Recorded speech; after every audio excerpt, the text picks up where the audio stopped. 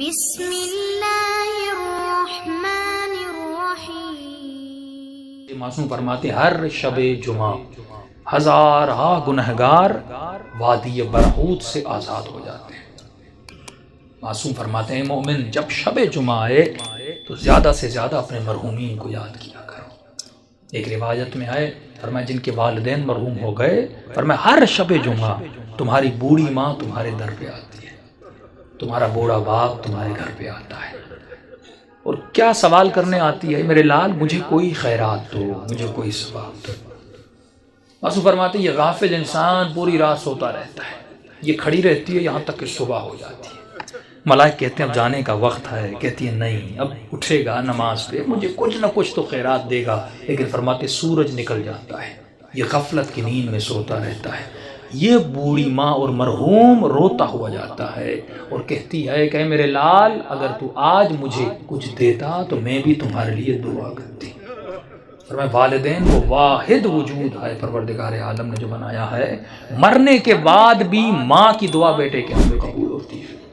یہاں تک فرمایا اگر پریشان ہو مصیبتوں میں ہو ماں کی قبر پہ چلے جاؤ، باپ کی قبر پہ چلے جاؤ، وہاں اس کے لیے کچھ مانگو اور دعا کرو، خدا اس کے صدقے میں، کیونکہ مرنے کے بعد بھی ماں بیٹے کی تکلیف کو دیکھنا پسند نہیں کرتی۔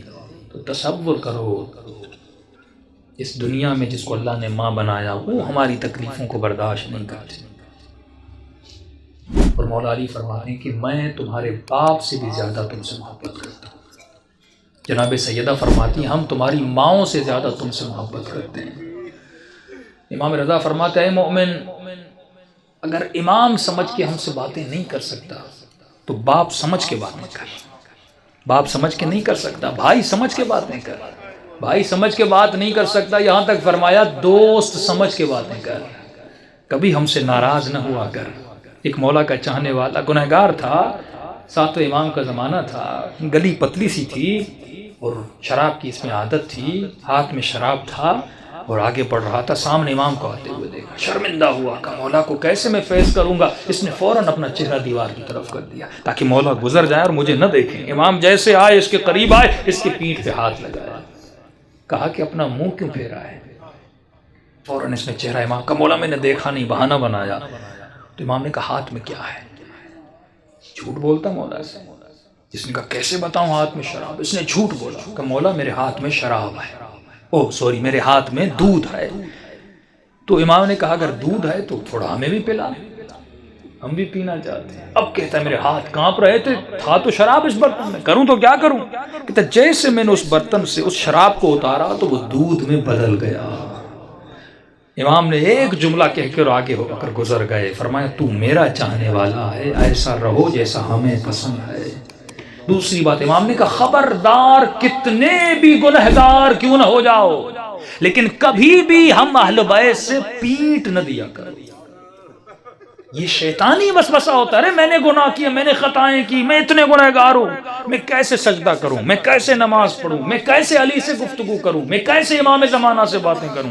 امام فرماتے ہیں ہم بیٹھے اس لیے ہیں تاکہ تو ہمارے ساتھ درد دل کرے، اور یہ وسیلہ خدا نے آپ کو دیا۔ امام رضا فرماتے ہیں ہمارے چاہنے والوں چھوٹی چھوٹی باتوں کے لیے ہمیں ہماری سیدہ فاطمہ کا واسطہ نہ دیا کرو، کیونکہ ہم ہر مصیبت برداشت کرتے ہیں لیکن اپنی دادی کی مصیبت برداشت ہم سے نہیں ہوتی۔ گناہوں سے بڑی کوئی خطا نہیں، بے ادبی سے بڑی کوئی خطا نہیں۔ شب جمعہ ہے، توبہ کی رات ہے، گناہوں سے توبہ کی رات ہے۔ اپنے مرحومین کے لیے بھی دعا کریں، اپنے لیے بھی دعا کریں، اور دلوں کو بارگاہ اہل بیت میں لے جائیں تاکہ خدا ان ہستیوں کے صدقے میں ہم سب کے صغیرہ کبیرہ گناہ بخش دے۔